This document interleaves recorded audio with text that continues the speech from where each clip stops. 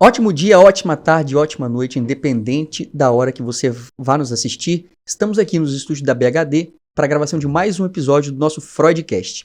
O episódio de hoje surgiu até de um post de Instagram meu, né, que eu botei: sorria, você está sendo filmado. Como sempre nós limos essa frase em todos os lugares, esses jargões feitos, que remete até os tempos de hoje, né, que o tempo todo a gente tem que sorrir, que a gente está sendo filmado o tempo todo. Mas a gente está sendo filmado nos elevadores há muito tempo, né? E ninguém nunca apresentou direito de imagem. Ninguém me apresentou lá. Você tem direito de usar a minha imagem? Ninguém nunca me pediu. E estão me filmando. Acho absurdo. E essas frases que a gente vê no dia a dia, muitas delas impactam na nossa vida. E para isso hoje a gente trouxe o filósofo Felício Molinari para conversar com a gente sobre os impactos dessas frases. Essas frases de efeito, como elas impactam na nossa vida. A gente vê tanta frase motivacional nas redes sociais hoje em dia, os recortes de momento. Como isso impacta? Seja bem-vindo, se apresente, por favor.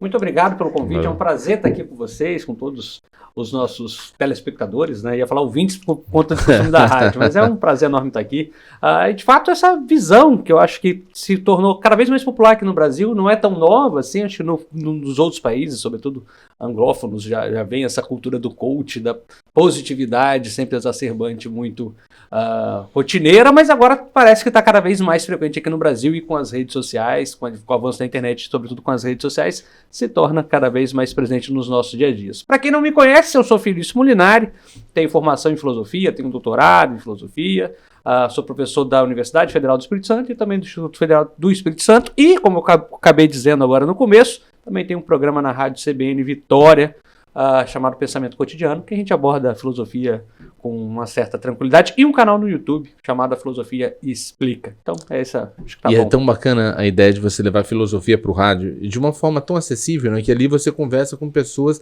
de um espectro muito amplo, sabe? Você vai conversar com pessoas que se identificam efetivamente com a filosofia e pessoas que nunca tiveram um contato acadêmico com a disciplina, mas que também gostam de exercitar o pensamento. Então, parabéns, que é um trabalho muito bonito, assim. Eu acredito que é o verdadeiro trabalho de extensão universitária é você se colocar lá estendendo o pensamento que é produzido, que é refletido dentro da universidade para tanta gente em tantos lugares. Exato, e esse é um ponto, acho que é bem importante, e vou falar de ordem pessoal. Para mim é muito importante, para que a gente não fique recluso, né? Tem aquela velha metáfora, né, do castelo de cristal, né? Os filósofos, não só os filósofos, acho que toda área sofre disso, né? Sobretudo dos meios acadêmicos, você fica ali naquele debate acadêmico, e eu acho que a gente acaba sofrendo muito disso, a gente fica num círculo muito fechado. E acho que a rádio ainda é um veículo muito popular, né? A rede social, ele também é popular, mas a rede social ela ainda tem suas bolhas, seus nichos, e a rádio atinge um espectro muito essencialmente popular. Nicho. Com muitas áreas, né? A CBN mesmo, eu sou da área jurídica, com o próprio Zé Eduardo Coelho, que ele tá na CBN, também ele fala do direito de uma forma mais acessível a todos. É questão de dar realmente acessibilidade a áreas que geralmente era aquela coisa meio encastelada, o juridiquês, do latim, de tudo mais, porque ninguém entende nada e sai de lá com cara de que entendeu. Né? É bom a gente, às vezes, conversar de forma mais acessível para todo mundo entender o que a gente fala. E a gente traz hoje esse tema de conversar sobre esse universo dessas frases motivacionais, que estão mais para desmotivacionais, na medida em que elas são indutoras de mal-estar. E em algum nível, assim, eu não vou fazer uma generalização que seria uma coisa até criminosa, seria uma coisa de mau gosto, mas existe dentro do movimento coaching, aqui dentro do Brasil, uma vertente que foi para um caminho muito perigoso, especialmente essa vertente que trabalha produtividade e a vertente que trabalha prosperidade. Eles trazem muitas vezes frases que induzem pessoas para lugar de adoecimento mental mesmo. E mais que isso, eu noto em algumas vezes um desejo da parte desses profissionais, um desejo de adoecer o seu público para depois vender a cura. E isso que ele está falando, tem até um filósofo chamado Byung-Chul Han, que na sociedade... Byung-Chul Han, que no livro dele, Sociedade do Cansaço, ele fala muito sobre isso, sobre a autoculpa. Não tem mais ninguém te cobrando, agora o seu maior cobrador é você mesmo. Não tem nada pior do que... Uma coisa é o Fábio me cobrar, eu vou, caguei pro Fábio. Outra coisa sou eu mesmo me cobrando. como isso pode adoecer uma pessoa, né? Né, já que você mencionou o Byung-Chul Han, vou tentar não ir num setor filosófico pra gente ficar aqui mencionando filósofos, né? Acho que vai ficar um papo chato se eu ficar mencionando filósofos. Mas já que você mencionou, então, vou tirar minha culpa. Quem mencionou foi o Vinícius, não sou eu. Mas, enfim, a gente tem um outro filósofo, que até vou falar meme aqui, né? Que é o famoso Foucault, Michel Foucault. Ó, citei Foucault, né? E aí, citando aqui um filósofo, Foucault dizia que a gente viveria numa época de sociedade disciplinar, né? Isso é uma tese que Foucault tem, que a gente é sempre vigiado, né? E o Byung-Chul Han fala que, olha, a gente hoje vive numa outra época, pós-Foucaultiana, né? Por quê? Porque o Foucault parece que você vive numa sociedade disciplinar, que você sempre tem alguém te vigiando. Essa é a tese do Foucault.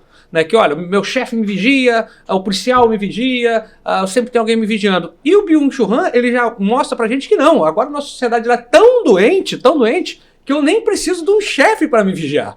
Né? Veja, olha, eu sou uma pessoa mais tradicional, lá Foucaultiana. Eu, por exemplo, se o meu chefe não me vigiar, eu falo mesmo. Vou até olhar pra câmera, se o meu chefe não me vigiar, eu não trabalho, tá? Eu sou daquele que eu tenho que bater o ponto mesmo, porque se eu não bater o ponto, eu amo trabalhar, mas eu adoro. Não carrega a culpa. Não, eu prefiro meu dia de folga do que trabalhar. Assim, perdão, chefe, amo você, beijo pra você, mas eu prefiro descansar.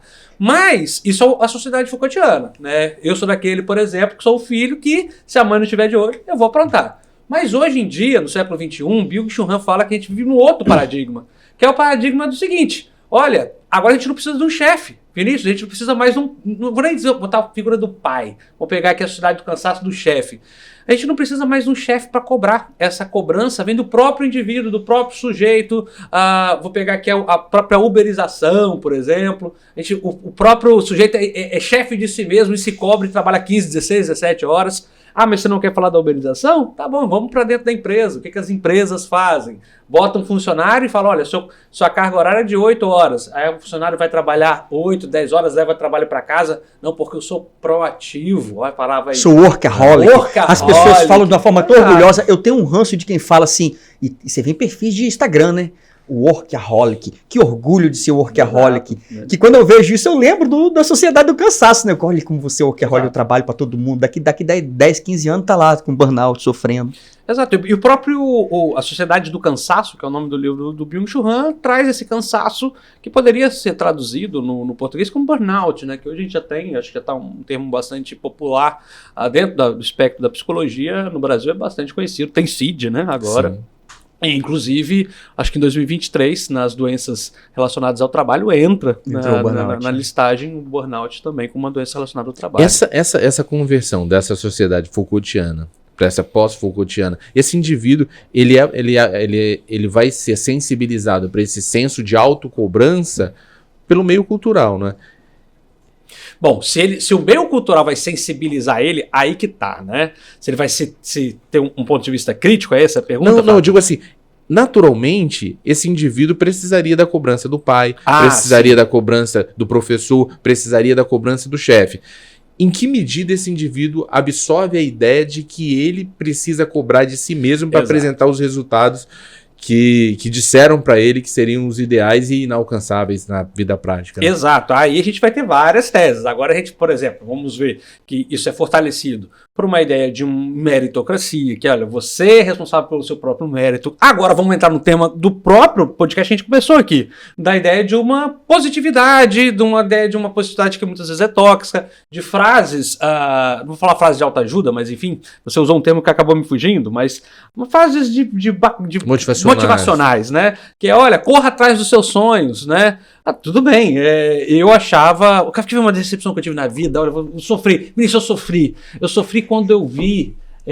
olha, você não tá vendo, mas tem um Antônio atrás da câmera, eu vou falar com ele e eu vou olhar pra cara dele. Você não vai ver, mas eu vou ver. Antônio, sabe quando eu sofri, Antônio? Eu sofri quando eu fiz ali pros 21 anos, não, 21 não, uns 20. E eu descobri, caiu a ficha que eu nunca ia pra uma Copa do Mundo de futebol. Não adiantava, Fábio, eu correr atrás dos meus sonhos, não era suficiente, eu era ruim de bola, horroroso. Assim, triste, né? Imaginando que se seu sonho fosse no basquete, seria um pouquinho mais difícil. Aí eu tinha um pouquinho mais de noção. Mas assim, eu acho que um amigo meu uma vez falou que é meio pateta isso, mas assim, não é só correr atrás dos seus sonhos, mas brincadeiras à parte, essa ideia de correr atrás dos seus sonhos, né, sem um pé na realidade, essa coisa de jogar, tem a primeira ideia de uma máscara positiva, de joga pro sujeito, olha, corra atrás dos seus sonhos, você consegue. Acho que precisa de um ponto de realidade de falar, olha, não, você, na maior parte das vezes, você não consegue. O sucesso só depende de você. Basta querer que você consegue. O fracasso só depende de você. Perdão, nem o fracasso depende de você. Exato. O que quando você joga esse sonho, fortalece esse sonho e a ideia de se conseguir, ignora, primeiro, a aptidão física, a sua complexão física para muitas atividades, ela pode ser perfeita, para outras vai ser extremamente limitada e inalcançável, beirando inalcançável em algum ponto. Tem as barreiras sociais, entende? Você dependendo do teu sonho, se você não tiver uma rede de contatos muito bem fortalecida, você não vai chegar nesse lugar. Depende do seu acesso ao conhecimento, depende do tempo livre que você teve para estudar, para se dedicar àquilo, entende? O indivíduo que nasceu na correria, igual outro dia, a gente viu aquele episódio triste da filha do Didi, fazendo uma palestra motivacional e reforçando o sol nasce para todos. Uma frase motivacional terrível, que é a ideia de falar que todo mundo tem as mesmas 24 horas. E a prática que não tem, né? Exato. Quem mora na periferia e depende de ônibus, o tempo que você vai passar dentro do ônibus, se você descontar isso aqui, já faz uma diferença absurda. O fato de você ter ou não ter uma secretária doméstica para te ajudar nas demandas, você ter uma rede de apoio ou não ter, isso vai esgotando o seu tempo. Mas se você planta na cabeça, ela tem 24 horas, ela quer encaixar o tempo da pessoa que foi privilegiada na realidade dela desprivilegiada, né? Exato. E além disso tudo, porque algum espectador, um dos nossos espectadores ouvintes pode virar e falar, não, mas vocês estão vitimizando, tirando o cargo de responsabilidade, que é claro que nós, sujeitos autônomos, sobretudo maiores de idade, mas ao sujeito autônomo, nem falar maior de idade, porque tem muita gente que é maior de idade e também não consegue ser autônomo, né?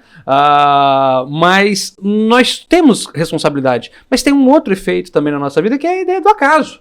Às vezes você só é a pessoa certa na hora certa, sim, né? Exatamente. Meu Deus, então tem muita coisa que acontece na nossa vida que envolve sucesso. Às vezes a gente tá aqui no Forecast e pode dar sorte de, sei lá, vou pensar aqui do Bill Gates olhar e falar, nossa, adorei esse programa aqui, vou botar $1 bilhão aqui. Pô, pode ser, é o acaso que faz as coisas acontecerem, e o acaso tem muita potência, né? Então não é só mérito, não é só esforço. Agora, virando o outro lado da moeda, the dark side of the moon, é o seguinte, a gente está falando do acaso, mas o que tem isso a ver no sujeito? Tem a ideia do esgotamento. Se você se deixa levar pelo canto da sereia, e o que mais tem hoje no Instagram, nas redes sociais, são gente te vendendo pílulas de sucesso que dependem do seu esforço. Olha, é um clique, é um curso que você vai comprar, só depende de você. E se você tenta uma vez e não consegue, mas só depende de você, você tenta a segunda, você tenta a terceira e não consegue, é sempre sua responsabilidade. Você é um fracassado. Exato. E o pior, não é que você é um fracassado, porque... Desculpe a tristeza schopenhaueriana aqui. Fracassado todos nós somos. Tá bom, que triste. Mas o problema é quando você sabe que você é fracassado, mas você assume que esse fracasso é culpa sua. E é só e somente sua. Aí é triste. Sim. Assim, eu sou um fracassado, beleza, assumo meu fracasso, mas não sou jogador de bola. Antônio, não fui pra Copa do Mundo. Né? Foi, até o tanto perna de pau já fui, enfim. Denilson já foi. Denilson era um bom jogador. Mas pega a estatística dele, ele não foi esse gênio. Não foi esse gênio. Mas a gente já teve jogadores bem ruins na Copa do Mundo. Mas eu não fui, né? Enfim. Agora, bom, mas eu sou um fracassado. Mas eu não atribuo esse fracasso a minha culpa. Agora, o que tem de gente hoje, jovens, sofrendo porque, não, eu não consegui porque eu sou fracassado, eu não me esforcei. E isso gera uma depressão enorme. Por isso que os índices de depressão no Brasil são altíssimos. Ansiedades enormes, porque você não se esforçou bastante. Essa culpa, que muitas vezes eu até chamo nas minhas aulas de, olha, a gente potencializou a culpa cristã a níveis estratosféricos. Se a gente acha que existia uma culpa cristã na Idade Média, porque ninguém viveu no século XXI. Haja penitência pra gente, porque o tempo inteiro a gente está se culpando. Mas uma das estratégias que eu noto no trabalho desses coaches empreendedores que vendem cursos, que vendem essas imersões, tudo isso, é partir para colocar esse indivíduo nesse lugar de sofrimento.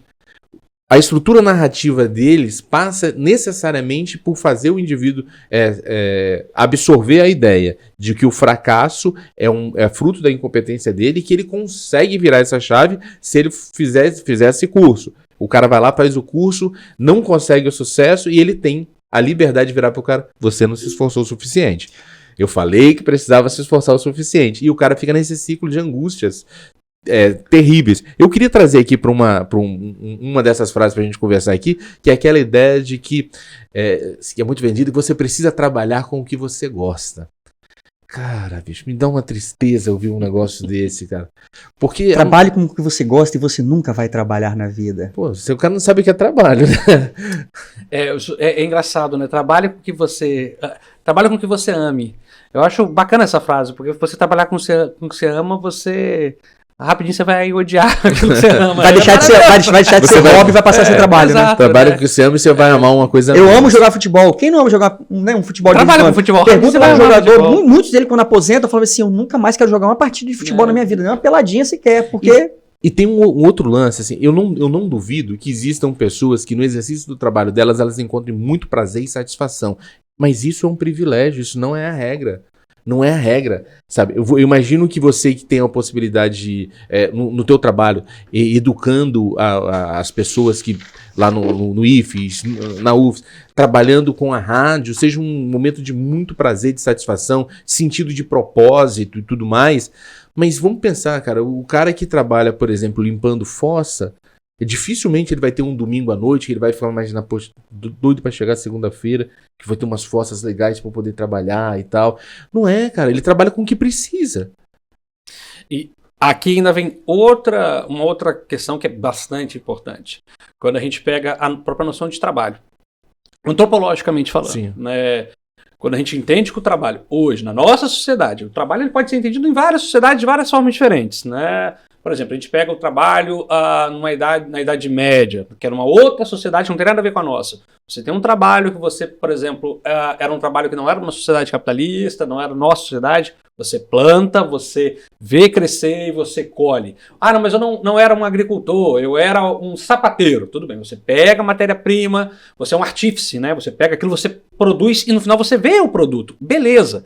Era um outro tipo de trabalho. Hoje a gente vive numa outra era, numa era capitalista que divide as partes do trabalho. Isso que é aquilo que um velho economista lá do século XIX falava que era... Amado por tantos hoje em dia. Pois é, que ele falava que era a alienação do trabalho. O que é alienar aqui? Você separa, você não vê o final do seu trabalho. E aí não tem como você falar de, vou me sentir realizado no trabalho. E aí a grande questão que nós temos hoje olha, antigamente você podia ter a realização pelo trabalho, tudo bem, em todas as esferas. Mas hoje não. E esse talvez seja a grande questão. Tudo bem, eu acho que eu poderia, talvez, até me sentir realizado pelo trabalho. Aliás, poderia escambau.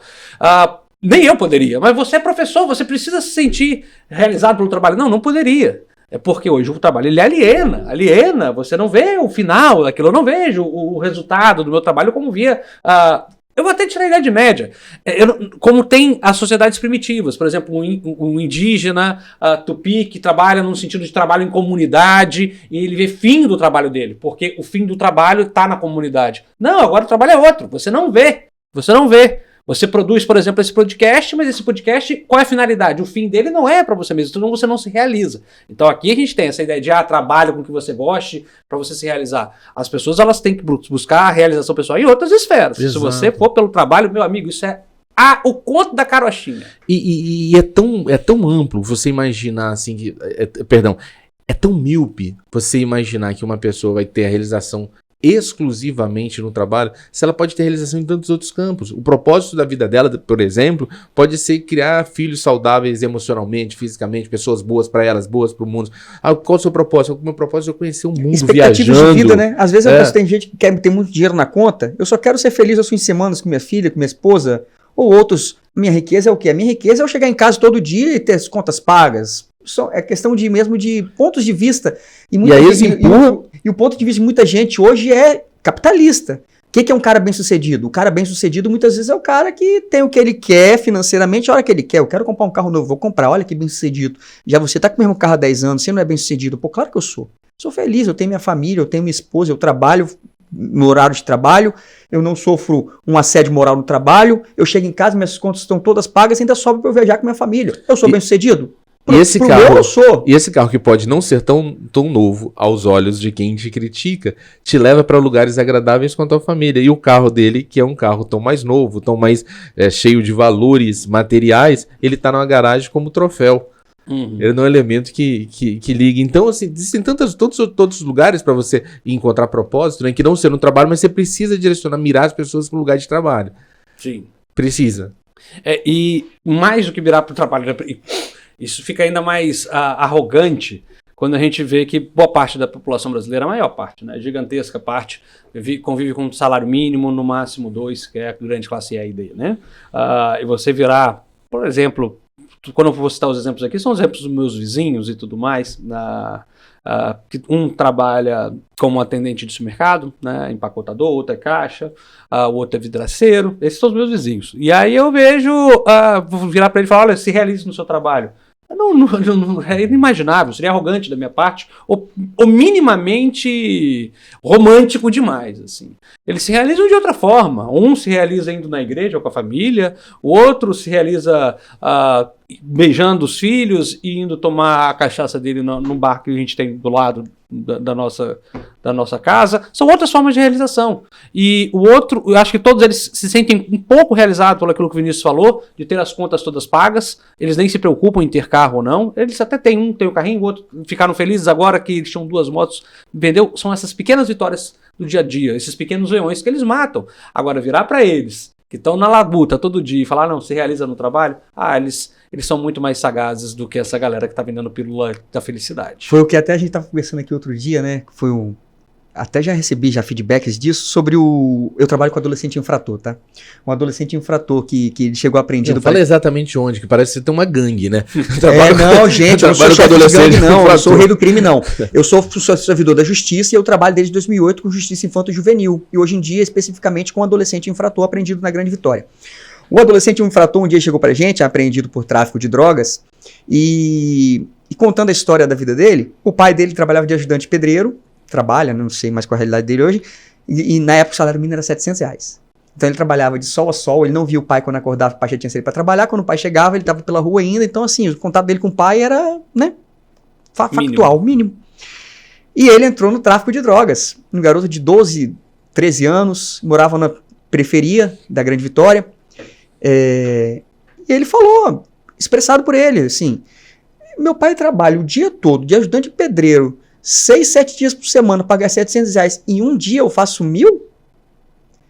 Sabe? E como é que você vai fazer? Não, mas olha só, você tem que... Não que o pai não tem que ter orgulho do trabalho dele de ajudante de pedreiro ou de pedreiro, porque se você me der 10 dias eu não subo um muro. Então, assim, é um trabalho muito importante, mas como é que você quer convencer esse rapaz de 13 anos, siga a vida do seu pai, vai trabalhar no sol, de sol a sol, para você não ver seus filhos crescerem, para você ganhar R$700 por mês, na cabeça de um adolescente que cresce vendo o ter, todo mundo na rede social tem, que todo mundo hoje tem rede social.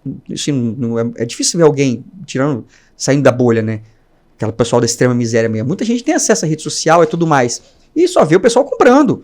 Todo mundo tem. Você lança um iPhone, ano que vem já lançou um outro atualizado para você comprar um outro, e ano que vem já tem outro, e se você não tem a versão mais atual, você está desatualizado. Você imagina isso na cabeça de um adolescente que vai para a escola, mesmo que seja escola pública, vê um amigo chegando com um tênis bom, vê o outro chegando, aí você vai falar pro garoto, siga o exemplo do seu pai, meu filho, trabalhe. Eu sei que isso é muito simples falar para quem está de fora e para quem já, né, é bem sucedido, às vezes, profissionalmente, mas na cabeça das pessoas que não têm esse tipo de conhecimento é mais difícil, mais complicado. Eu ouvindo a fala do Vinícius em relação a esse episódio que ele conta, e eu tô dentro da escola. Eu trabalho hoje dentro de uma escola de ensino fundamental, dentro de um bairro de periferia da Serra. E noto essa constatação desse desejo ampliado por rede social. Especialmente nos nossos alunos meninos, o desejo deles serem o Neymar. O sonho de todos eles seguem o Neymar como uma divindade. Ele não é só um jogador de futebol, ele não é só uma figura midiática, ele é uma projeção de desejo, porque ele é aquele cara que na cabeça deles deu muito certo. Porque ele era um jovem, muito pequeno, começou ali desde cedo, e ele hoje em dia, na condição de ex-atleta em atividade, ele projeta o sucesso a partir de tudo isso que ele consegue ostentar de bem material, não mais pela qualidade do futebol, não mais pelas conquistas, e é um desafio para a gente que está ensinando, trazer esse aluno a necessidade, o valor do aprender, o valor do conhecimento. Se ele foi alfabetizado para o desejo, observando a realização material. Você hoje, dentro da sua experiência com o ensino médio, em algum nível você se depara com essas projeções de desejos dessa natureza? Bom, acho que o desejo ele não está só no ensino médio, né? Acho que quando a gente pega nossa sociedade, acho que é mais do que achar, é algo que é cristalino. Os desejos na nossa sociedade, eles são sobretudo desejos de poder. Acho que não é só na nossa sociedade, isso é bastante marcante no Ocidente. Desejos são desejos de poder, né? Você deseja hoje, o garoto deseja ser o Neymar, porque é uma figura de poder, né? O jogador de futebol, assim como provavelmente alguns outros envolvidos no tráfico vão querer ser aquele cara do tráfico que tem poder, né? Assim como muitas meninas novas que se envolvem com o cara do tráfico, elas querem se envolver por quê? Porque isso, quando eu dava, não vou falar o nome dos bairros, isso há alguns anos, não vou falar os anos não, mas muitos anos atrás, quando eu trabalhava no Estado, como professor do Estado, dava aula também na periferia da Serra, do município de Serra, aí via as meninas se envolvendo com os caras do tráfico, e elas era basicamente o quê? Uma figura de status de poder. Então, as pessoas querem poder. A mulher do chefe. Porque aquilo dava status para elas, né? Não era o que a gente quer hoje, eu quero ter um iPhone, não, eu quero mandar, eu quero estar em evidência. E não poder é só e visibilidade, né? Óbvio, né? Ela quer ter poder, mas não é só a criança, não é só o adolescente. Nós queremos poder. E é engraçado, porque isso ainda fica mais nítido, porque não somos só as crianças. É por isso que a gente precisa aqui fazer um recorte. Muitas vezes a gente se ilude achando que, não, nós queremos só dinheiro. Não. Dinheiro, aqui eu vou trazer um filósofo grego antigo, Aristóteles. Ninguém quer dinheiro. Ninguém quer dinheiro, isso não parece ser besteira, mas essa é a verdade. Você fala, não, eu quero. Não, ninguém quer. Dinheiro é meio, dinheiro nunca é fim. O povo fala, Vinícius, te dou aqui R$1 milhão. Ele vai falar, eu fico feliz. Só que fala, Vinícius, eu vou te dar R$1 milhão, você vai ter que deixar no seu quarto o resto da vida. Ele não vai ficar feliz nunca. Ele quer dinheiro para alguma coisa, né? Então, dinheiro é sempre meio. Dinheiro é meio para alguma coisa. Dinheiro é meio, não é fim. O fim do dinheiro é o poder. Então, as pessoas querem poder. Por isso que você vai ter muito coach que depois de ter muito dinheiro vai querer entrar na política. Para quê? Para ter poder. Não vou mencionar nome nenhum.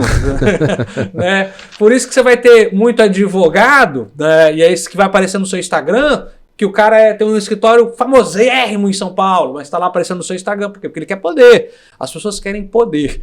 Agora, a pergunta que a gente tem que se fazer, e aí eu não vou responder, vou deixar para todos pensarem, por que hoje essa busca pelo poder, e sobretudo pelo poder de status, está tão forte? E aliás, vou dizer, mas isso sempre aconteceu. Sim, a busca pelo poder no Ocidente talvez sempre tenha acontecido. Só que o poder na Idade Média, por exemplo, era representado por uma figura religiosa. Aqueles que tinham poder para ir para o céu, para ir para um lugar no céu cristão, né? O poder na Grécia Antiga era o poder da fala na polis, né? Quem estudou as aulas de história sabe. O poder em Esparta, quem viu os filmes aí, 300 espartanos, era o poder de você ir na guerra e morrer como um guerreiro.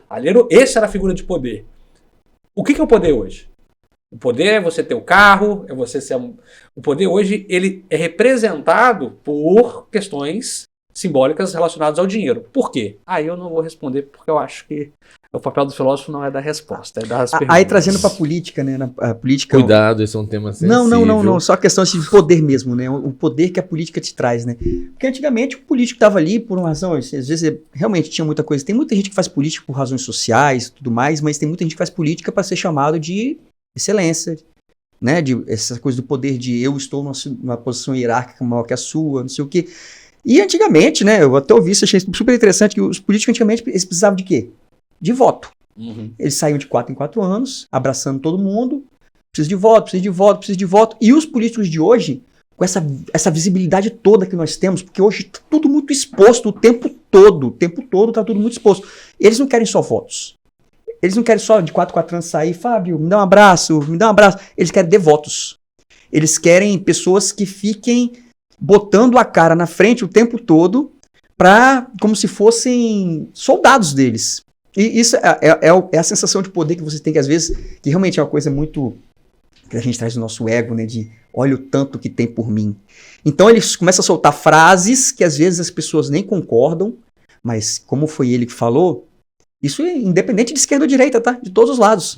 Dependendo de quem fala, você pode falar o que for, você tem os seus devotos ali, que vão te garantir votos, mas que vão te garantir também essa sensação de o que eu falo, eles seguem. E na Idade Média, o temor referencial que a gente tinha, aquele medo e aquela culpa que a gente carregava só com a gente de tem alguém olhando pra gente, vou carregar essa culpa comigo. Só que talvez, pode ser até uma coisa muito, muito viajante minha, talvez na Idade Média, nós, os seres humanos, sabíamos que nós éramos só seres humanos e que tinha alguém ali em cima, independente da sociedade, olhando por nós. Hoje em dia tá uma coisa tão eu por mim mesmo me basto, não tem ninguém mais me olhando, a culpa é só minha, ou seja lá o que for, eu já me basto por mim mesmo. Eu não preciso ter culpa de nada que tá me vigiando. E isso em rede social tá muito, até com essas coisas de coach também, de você se basta. Basta você querer, só é pobre quem quer. É uma coisa muito, muito forte hoje em dia. Talvez muito de rede social, né? Eu sempre falo que eu tenho uma relação de amor e ódio com a rede social. Eu gosto, eu tenho, mas ao mesmo tempo eu vejo como isso faz mal. Isso aqui é para uma rede social chamada YouTube. Então, é um paradoxo. A gente tá nas redes sociais, mas ao mesmo tempo eu sei o quanto aquilo faz mal para nós como sociedade. Isso, assim, até agora não apareceu ninguém que falou, não, Vinícius, você tá completamente equivocado no que você tá falando. Mas tudo bem. Siga a vida e viva a vida. E eu queria trazer mais uma frase aqui, que ela é bem comum nesses discursos, que é aquela ideia de que você é a média das 5 pessoas com quem mais convive. Rapaz, eu fico imaginando isso. Na época do saudoso Silvio Santos, ele tinha um grande amigo que viveu com ele por 50 anos trabalhando lado a lado. O nome dele era Rock. Aonde que o Rock tava nessa média, né? O Rock conviveu com ele, Celso Portiolli, Hebe Camargo. Não, era Silvio Santos, Rock, Ivo Holanda. Esses caras conviveram junto esse tempo todo. O Rock viveu esse tempo todo, não ganhou um troféu imprensa, cara. Então, assim, onde foi que essa conta deu errado? É que ele não conseguiu absorver, estando do lado de ícones tão expressivos da comunicação. Eu vou lembrar de 2 casos. Vou começar desse daí. Eu tinha um amigo. Porque hoje eu não consegui depois sustentar a amizade por muito tempo. Durou muitos anos. E ele era muito, eu vou chamar de viciado em coach, assim. Mas eu gostava do cara. Ele era São Paulino como eu, assim, então a gente tinha uma amizade futebolística. Então a gente tinha um compromisso, um futebol bonito, né? O futebol é um negócio assim... O São Paulo unia vocês dois, independente das diferenças. Então, mas era ruim, porque eu sofria 2 vezes, porque o time perdia e tinha um amigo chato. Caraca, era duplamente horroroso. Mas enfim, o cara era viciado nesse negócio de coach.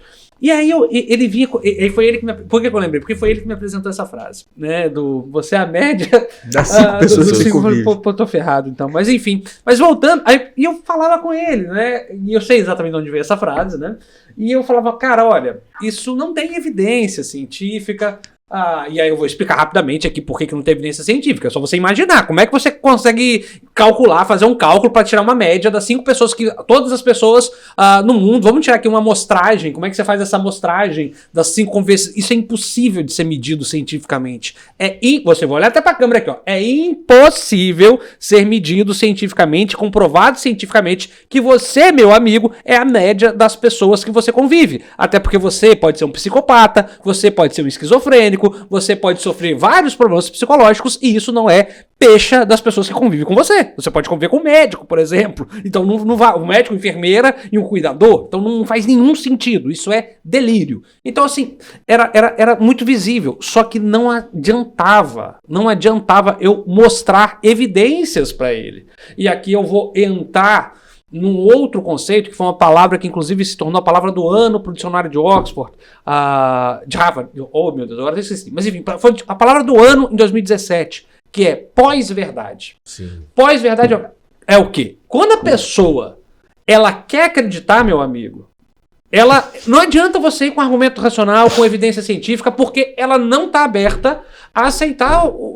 as suas evidências, nem seus argumentos. Né? Eu sou filósofo, eu trabalho com argumento. Mas ali não era nenhum caso de argumento, era de evidência. Falar, olha, o que você fala não tem a mínima evidência. O cara não está buscando conhecimento nesse caso, está buscando Não. viés de confirmação. Eu Exato. já quero acreditar naquilo. Exato. Aí se alguém Ele quer diz ganhar. que é científico, não, isso aqui é um estudo científico. Aí bateu o carimbo. E acabou. Não há uma troca de ideias, né? Não É só há, uma exposição, não há, uma simples não há. exposição assim, estou certo, tô te dando a verdade, toma. Exato. E aí era um movimento de fé. Só que o problema era uma fé que não era uma fé religiosa, no sentido de comunitária, com esclarecimento de fé. No sentido de esclarecimento de fé é o quê? É de que, olha, você pega as religiões, elas têm autoconhecimento de que são religiões, e religiões muitas vezes, em alguns casos, revelada, no sentido de que é uma religião revelada, de que, olha, acredito que isso foi uma revelação divina. Então, assim, a pessoa fala, olha, não, foi uma revelação de Deus, por isso que eu acredito que é assim. Ali não. Ali a pessoa, ela acredita, mas ela acha que aquilo é verdade racionalmente falando. Então não é. Embora tenha um aspecto que é meramente de fé, a pessoa acha que aquilo é racional. E não é. Então, desculpa estar todo desrodeio, eu só queria dizer que a pessoa é burra mesmo. Né? Então, assim, não tem muito o que falar. A pessoa não tem para onde ir. Agora, eu lembrei de um caso, só para não deixar o Vinícius, que falando, comecei a rir aqui, dele falando do poder, né? Mas eu vou voltar depois da questão da autoajuda, das 5 médios da pessoa. Eu trabalhava num lugar que eu não vou dizer onde é, né, porque é muito conhecido, no curso de Direito, dando aulas nesse lugar. E nesse lugar nós tínhamos vários juízes, alguns juízes, e eu acho que alguns desembargadores, uns 2, 3. E lá tinha, imagina você dar aula, e eu, né, indo lá trabalhar, tinha juízes, desembargadores e eu, indo trabalhar de bicicleta. Mas enfim, meu Deus, professor de filosofia sofre muito, gente, não faça filosofia. E lá ia eu e tudo mais, e aí na reunião de departamento você via um clima complicado. Por quê? Porque havia uma disputa ali de ego, mas qual era o problema? Porque tinha um dos professores formados em direitos que era advogado. Na verdade era mais de um, né? Mas que era uma dupla, não era um casal, mas uma dupla de amigos. Eles tinham um escritório de advocacia que ganhava muito dinheiro. Muito dinheiro mesmo, né? Papo de 100, 200, 300 mil, assim, fácil. E aí, assim, vocês conseguem imaginar quanto que é o salário de um juiz, de um desembargador. Eu hoje não sei, deve estar em 50 mil, sei lá, 40 mil, sei lá. Só que eles ficavam irritadíssimos. Como assim? Eu estudei tanto para ser desembargador e o fulano de tal ganha 200 mil. Cara, ali a briga não era pelo dinheiro. Era pelo quê? Pelo ego, pelo poder, né? De como você recebe mais que eu, sendo que eu sou mais cheiroso que você. Era isso, a briga é ego. Né? Enfim, só para ver que até não é coisa de gente idiota, até nos âmbitos mais engravatados, de maiores doutores, também tem essa disputa de ego de poder. Freud talvez traduziria isso como uma disputa falocêntrica, né? Estamos medindo aqui as nossas... Exato. Né? Eu não usaria o termo freudiano para a gente não entrar numa questão que possa soar muito machista, mas é exatamente isso, no sentido de olha, é uma disputa de ego, né? Sim. É uma disputa de ego e tudo mais que é bastante... Que falta aquilo que o Kant talvez falaria, olha, falta uma razão autocrítica, né? De, pelo amor de Deus, né? A gente deveria ser autônomo, né? Deveríamos ser seres mais racionais do que isso. E essa questão de você falar que as pessoas são a média das 5 que mais convivem, me chama a atenção pelo aspecto de que quem leva isso ao pé da letra começa a selecionar amigo por critérios que não são afetivos. São critérios que muitas vezes são materiais. Pô, a média que eu quero me aproximar, eu quero pegar pessoas que tenham mais projeção econômica que eu. Então eu vou parar de andar com você, que você não foi uma pessoa tão afortunada. A vida não sorriu pro teu bolso como quero que sorria para mim. E a pessoa começa a se afastar de pessoas que construíram histórias juntas, pessoas que seriam importantes para continuar construindo uma história, justamente por acreditar. Então isso para mim é muito agressivo, sabe? Quando você consome, quando você vende para uma pessoa uma ideia que vai afastar para ela... Você tá me fazendo mal. né? A ideia de você tá me fazendo mal. Sim. E não só com amigos, tá? E às vezes nem tá fazendo mal ainda. Ela é culpa a pobreza dele. Pô, só ando com pobre, cara. Tá difícil, eu vou parar de andar com você. Não só com assim, selecionar amizades. Eu já vi casos, por exemplo, né, já presenciei pessoas próximas que terminaram um relacionamento de anos, de décadas. Mas por que você acabou? Ah, porque você estava tão bem, não sei o quê, porque ela não me botava pra frente. Eu buscava sozinho tudo que eu queria. Que aí vem uma outra frase que a gente sempre escuta muito, né? Quem nunca ouviu a frase de por trás de todo grande homem sempre tem uma grande mulher? Né? Que é aquela coisa assim de, vem cá, bicho, ó. Ei, fica aí atrás, me dá uma ajudinha aqui. Então não só com amigos também, essa da grande média, né? As pessoas realmente acreditam isso e até às vezes terceirizar a culpa, né? Por que eu não tô tendo sucesso? Ah, ou é por causa da minha esposa, ou é por causa dos meus amigos, a culpa não é minha não. A culpa é de outras pessoas, mas não minha. Que é uma outra frase que a gente escuta muito, né? Com frequência. Eu fico preocupado com a saúde dessas pessoas. No outro contexto, uma outra frase que é bem comum das pessoas falarem o seguinte, olha, o segredo do sucesso é acordar 5 horas da manhã. Meu amigo, tantos padeiros fizeram isso, cara. E tentaram isso por tanto tempo. A galera que trabalha como motorista de ônibus, eles são a prova viva de acordar 5 horas da manhã, não tá ligado à prosperidade financeira de jeito nenhum, e seguem fazendo isso. E é toda uma cultura que encaminha as pessoas para um lugar de privação de sono. Porque além dessa ideia de que você precisa acordar 5 horas da manhã, chutaram esse número e vão fazendo, tem aquela história, trabalhem enquanto eles dormem. Meu amigo, continua fazendo isso por uma longa jornada que você pode desenvolver, inclusive, Alzheimer. Sabe? A tua memória recente, ela depende muito da qualidade do teu sono. Você abre mão disso para seguir um discurso sem evidência nenhuma, mas que chega bem aos ouvidos dessas pessoas. Professor, a que você atribui esse fato dessa busca tão cega por essa ideia de prosperidade financeira e, mais que isso, uma prosperidade rápida? Porque durante algumas décadas atrás, a prosperidade financeira era fruto de um trabalho, de uma história, de uma consistência, de você criar um legado. Mas hoje tudo foi vendido como uma forma muito urgente, como atalhos que são extremamente rápidos e recompensadores no discurso, mas que a gente vê que na prática ele não é tão recorrente assim. Pois bem, né? Eu acho que a questão da agilidade eu acho que não é tão nova, né? Nós somos muito imediatistas, né? Eu quero para ontem, mas também acho que isso, embora não seja uma questão nova, acho que o que é novo é a velocidade dessa agilidade. Acho que já tem tempos, né, que a gente está querendo para ontem, só que o para ontem, alguns anos atrás, é para ontem, só que agora não é mais para ontem. Felício, eu não estou entendendo nada que você está falando, vou te explicar melhor. O para ontem, em 2000, na minha época, por exemplo, de ensino médio, sei lá, eu dormi, já que estou mencionando aqui o São Paulo, eu não tinha TV a cabo, né? Acho que é a maior realidade das pessoas né, daqui, dessa sala. Eu dormia e o jogo de São Paulo não era televisionado, óbvio, né? Aqui no Espírito Santo, onde a gente está gravando esse podcast, não era televisionado. Então eu tinha que dormir e esperar o resultado do jogo. Eu tinha que acordar e ver no outro dia, né, no Globo Esporte. Óbvio, também não tinha, além de não ser televisionado, não tinha internet, né, nos anos 2000. Então o meu pra ontem era no sentido de amanhã no outro dia eu vou saber se o São Paulo ganhou ou não. Talvez sejamos a última geração que não sabe o que é viver sem internet, né? Pois é, agora não é só viver sem internet. Depois eu tive internet. E aí o que eu fazia? Acabava o jogo, eu acessava a internet e via o resultado do jogo. Ou seja, alguns minutos depois. Agora, eu não só quero saber na hora. Eu, o Antônio, você fica brigando pra saber qual streaming tá passando em tempo real. Para não perder delay. E você troca pra saber o delay. Essa é a velocidade. Nós sempre fomos apressadinhos. Mas agora essa pressa, que a gente tá nesse ritmo agora, e isso tem nos custado algumas ruguinhas nos nossos rostos. Né? Eu sempre digo que a Nissin vai ter que criar um miojo de 1 minuto e meio, porque 3 minutos já é muito tempo. É muito tempo, não cabe no tweet. Não cabe. Não fala mais tweet, né? Não cabe no post. Não cabe mais 3 minutos, é muito tempo. Você vai esperar 3 minutos o macarrão ficar pronto? Não cabe hoje em dia cabe no Rio. Mas tem um outro preocupante, uma parte preocupante, embora você tenha mencionado essa questão do não sono, não não durma. Mas todo esse movimento coach, ele também vai, e eu poderia até mencionar um outro filósofo aqui, um outro teórico, que pega todo esse movimento também semi-religioso.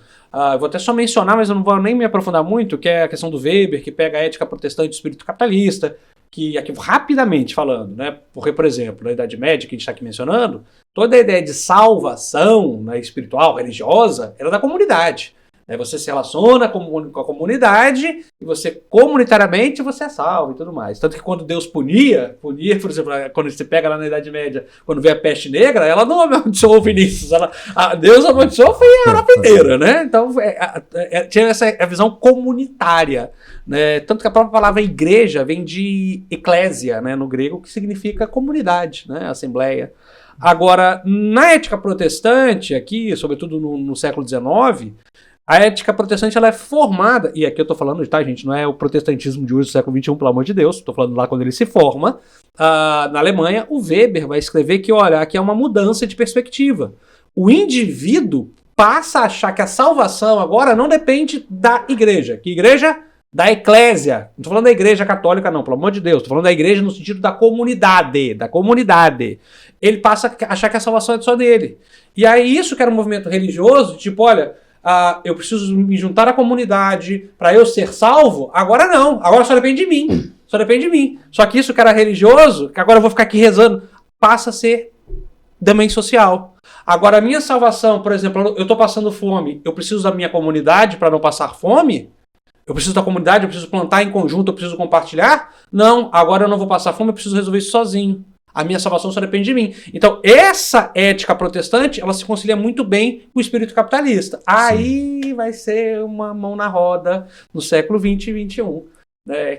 Essa é a visão do Weber, por exemplo. Que é uma característica do movimento, desse movimento cult empreendedor, que é o aspecto messiânico do professor. O professor ele não está lá como mediador de produção de conhecimento, não. Ele precisa ser idolatrado e na medida em que ele consegue fazer o discurso bíblico caminhar ali beirando o discurso pretensamente científico que ele traz, ele consegue amarrar as pessoas num laço de fé.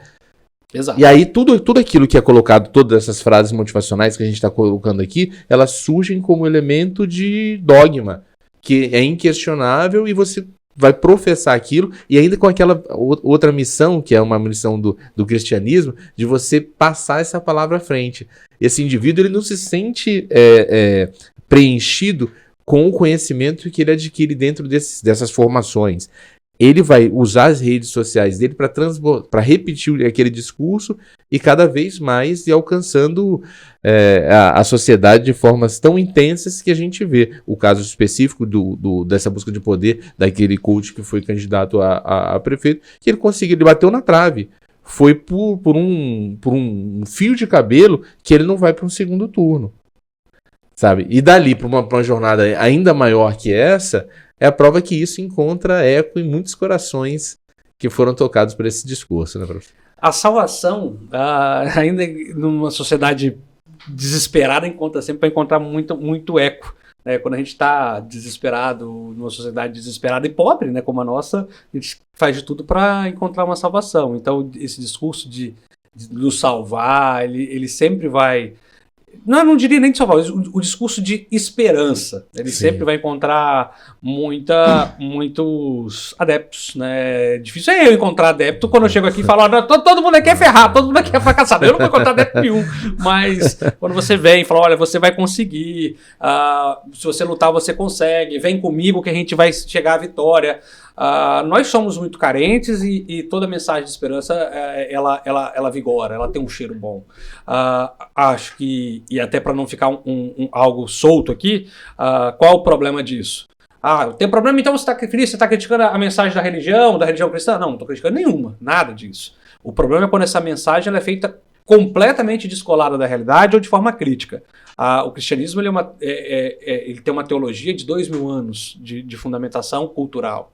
Agora, o que esses coaches fazem, muitas vezes, é uma apropriação muito superficial e, por que não, a crítica da realidade. Isso que me preocupa. É uma uma fantasia da realidade que não encontra nenhum fundamento. Volto a falar, o cristianismo tem mais de 2000 anos. Só o Novo Testamento tem 2000 anos de resistência, né? Fora o Antigo Testamento. Agora, o que esse movimento coach faz são pinceladas para não dizer falsear, para simplificar a realidade. Vendem uma realidade que é muito, mas muito longe do que ela realmente é. E aí é perigoso. Tem alguma frase, tem alguma dessas frases motivacionais que te toca especialmente pro ódio, que a gente não citou aqui ainda? Tem muitas. Olha, mas vamos lá. Eu acho que Don't worry, be happy é uma coisa que eu mais odeio, assim. Puta que pariu. Mas não pode xingar, desculpa. Mas Pode. O rapaz é do reggae. Pode xingar. Uma vez eu tava, essa questão de me xingar, eu me controlo um bocado aqui, porque porra pra mim é vírgula. Eu participava de um programa de rádio, que eu chegava lá e falava, puta que pariu, cacete, que merda. Aí um dia o cara chegou pra mim e falou assim, Vinícius, depois, rádio, né? Vinícius, é uma rádio, mas aqui é uma rádio evangélica. Se você puder não xingar um pouquinho, então pode falar, tá liberado. Mas a questão que você tá falando da esperança, né? Como esses coaches, eles realmente mexem com esperança, antes de citar as frases, pra gente já estar na parte das frases mesmo. Como eles tentam mexer realmente com a esperança. Nós somos, independente de, tô falando de fé, tô falando de esperança de uma vida melhor. Nós, como seres humanos, nós temos isso, né? De esperança. Tanto que, aí eu vou pro meu lado nerd, né? O Super-Homem. Aí você vê aquele S aqui no peito dele, aí muita gente fala assim, o S é de Super-Homem, mas não é, na história o S é de esperança, de onde ele vem, né, não é do super, mesmo? Tá vendo só? Sabia disso, não. É a esperança de um Super-Homem que vai trazer um ser perfeito, quase um Deus, né, e eles mexem realmente com a esperança, e geralmente de quem? De quem tá ali contando migalha pra vou pagar 3 mil reais num curso desse coach aqui, porque ele tem um caminho. Olha, ele era atendente de telemarketing, olha onde ele tá hoje, viajando no próprio helicóptero. E se o helicóptero falhar, ele tá ali pra salvar. Então é essa a imagem de super-homem que a gente quer ter, que ele quer passar e, né, capitalizar com isso. As frases, tem alguma? Vou pegar você falou da frase, mas deixa eu pegar uma coisa aqui. Você já ouviu falar do jarro de Pandora, provavelmente? A gente traduz aqui no português errado, né? Com caixa de Pandora. Na verdade, não era uma caixa, era um jarro. Já ouviram falar, né? Para quem nunca ouviu falar, o jarro de Pandora, ou caixa de Pandora, é aquele famoso mito grego lá, presente nos poemas de Homero, que abre e saem todos os males. Né? Pandora era uma criatura muito curiosa, né? E aí os deuses botaram e falaram, não, abre essa caixa, esse jarro. Uhum. E aí ela, curiosa, abre o jarro e todos os males são soltos do mundo. Você lembra qual... E ela tenta fechar rápido assim, né? E aí fica uma coisa dentro do jarro. Você lembra o que era? A esperança? Sim. Então a esperança é o quê? Fé? Não, a esperança é um bem ou um mal? É um bem. Não. Não? Veja, tudo que tinha naquele jarro... Era ruim? Era ruim. É. Essa leitura que eu faço é uma leitura de um filósofo chamado Nietzsche, que era um grande filólogo e estudioso do povo grego, e ele faz essa leitura que eu acho bastante interessante. Para Nietzsche, Friedrich Nietzsche, o povo grego ele não via com bons olhos a esperança. E é por isso que a esperança ela é presa, apreendida no jarro por Pandora, porque todos os males saem e ela fala, meu Deus, agora! Ela prendeu assim, mas a esperança em nenhum momento ela é algo bom. A esperança não é algo bom, porque a esperança, que é própria do verbo esperar, esperançar, aguardar, ela te ilude que algo vai vir e ela te joga para um outro tempo. Traduz isso. A esperança te faz não viver o agora para viver uma vida futura, muitas vezes, por exemplo, uma vida não terrena, um pós-vida. Eu vou, por exemplo, no caso cristão, que é Nietzsche critica bastante a visão cristã de mundo, ou aquilo que ele chama de niilismo, né? Eu vou negar essa vida para depois que eu morrer, eu viver, né? Essa é a minha esperança. Não, eu tenho esperança, e aqui eu vou botar o dedo na fita. Vamos falar de filosofia de verdade. Por que a esperança é o mal? Vou dar aqui um exemplo concreto, né? Aquela mulher que sofre agressão do marido, a gente está no Espírito Santo, o campeão de feminicídio e de violência contra a mulher. Por que a esperança é o mal? É um dos males das mulheres capixabas, por exemplo, muitas vezes. Aliás, o mal da mulher capixaba é o capixaba homem, né? O hétero cis. Esse é o grande mal. Mas depois, lá no 10º lugar, veio também a esperança. Por quê? Porque muitas vezes ela espera que esse marido, que esse namorado vai melhorar. Isso é o mal. Claro que o maior mal é o homem hétero cis. Esse é o maior, tá no primeiro lugar e vai continuar. A esperança de algo é que algo tá muito ruim, né? Mas essa esperança, ela é algo ruim. E para Nietzsche, ela acaba sendo ruim porque você espera e tira o olho, a visão do hoje. Então, a esperança é aquilo... Não é aquilo que te move. Muito pelo contrário. É o que te freia, né? É o que te impede de enxergar a realidade. Para Nietzsche, o que te move é a vontade de potência.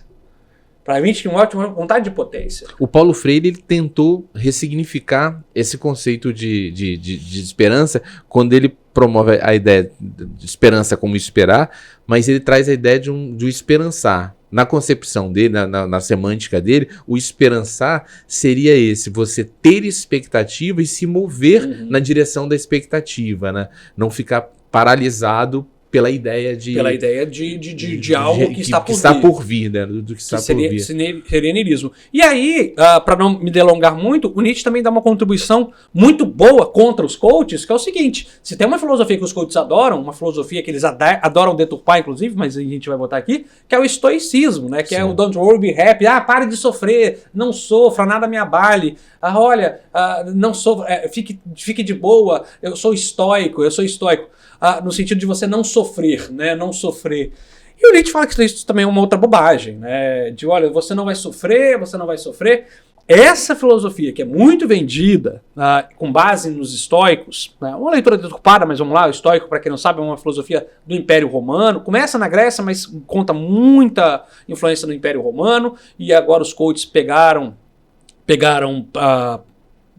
como filosofia oficial, né? Sou estoico. Sou estoico. E aí, basicamente, é o seguinte: a filosofia estoica dizem que existem dois tipos de relações do mundo, umas que você pode controlar e aquelas que você não pode controlar. Então, as que você não pode controlar, você meio que descarta, e as que você pode controlar. Então, só sofra por aquelas que você pode controlar, porque a ideia é não sofrer. O estoico, ele quer não sofrer. O estoico, ele sempre busca a ataraxia, que é o não sofrimento. E Nietzsche fala: que desgraça. A vida é um sofrimento, né? Nem que a vida é um sofrimento, como Schopenhauer diz. Mas, olha, e aí eu vou tentar ser didático mais uma vez. Você achar que você vai passar na vida sem sofrer é a maior tristeza que você pode cometer. Por isso eu não estou entendendo. Tá bom. É a pior das esperanças, né? Hoje é quinta-feira. Você achar que você não vai sofrer é a mesma coisa de você não compreender que a cerveja que você vai tomar amanhã, sexta-feira, 6 horas da tarde, ela é gostosa por quê? Por quê, Antônio? Por quê? Porque você ficou segunda, terça, quarta, quinta, sexta-feira, mais uma jornada, até esperando aquele... Porque você sofreu. Sofrer faz parte da vida. Faz parte. O que muitas vezes esses coaches querem, os estoicos também, por tabela, é tirar uma parte da vida, que é o sofrimento. Resta a felicidade. E como se a vida fosse só felicidade. Não é. O sofrimento faz parte da vida. Você achar que você pode negar essa parte é você negar a vida. É isso que Nietzsche chama de niilismo. Niilismo não é você ser triste. Niilismo é você negar uma parte da vida. A vida é feita de alegrias e tristezas. Você não pode falsificar, achar que a vida é só sofrimento, assim também como você não pode achar que a vida é só felicidade. Isso é negar a vida. E o que Nietzsche diz pra gente? Olha, aproveite a vida por completo.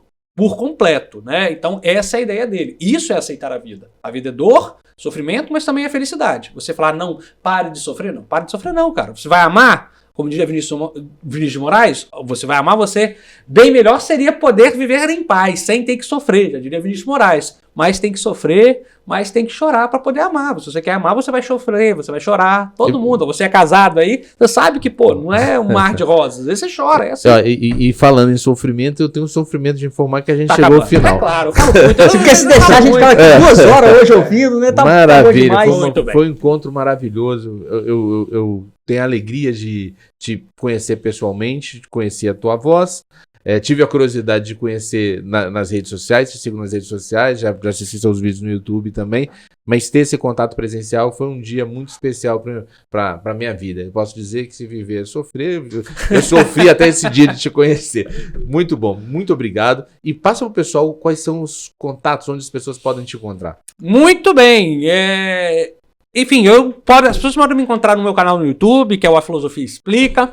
Normalmente a gente sempre faz lives semanais, mas tem vários vídeos lá, então tenho orgulho de ter mais de acho que 5 milhões de visualizações, então o meu canal está bem encaminhado. Então você pode me ver lá, semanalmente a gente faz lives, também no Instagram, @FelícioMulinari. Então essas são as minhas redes sociais. No Instagram eu sempre tento responder a todo mundo, embora com atraso.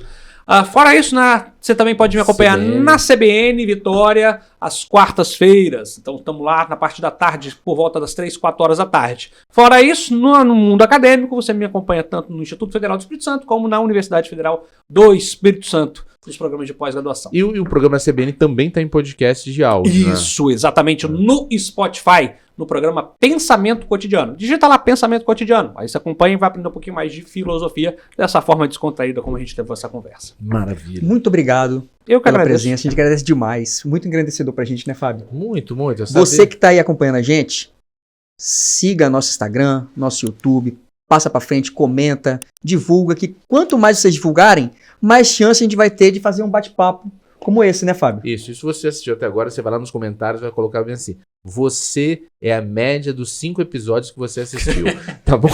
Assiste 5 episódios, traça uma média de conhecimento que vai ser você. Tá bem? Vai ser nessa pegada aí. Obrigado, Felício. Eu que agradeço. Até uma breve oportunidade. Só um detalhe para registrar aqui. A gente geralmente traz 2 convidados. Aí eu falei assim: vai vir o Felício, traz só ele. É porque eu falo muito. Que ele vai ocupar bem esses 2 tempos. Muito obrigado, pessoal. Valeu, até a próxima.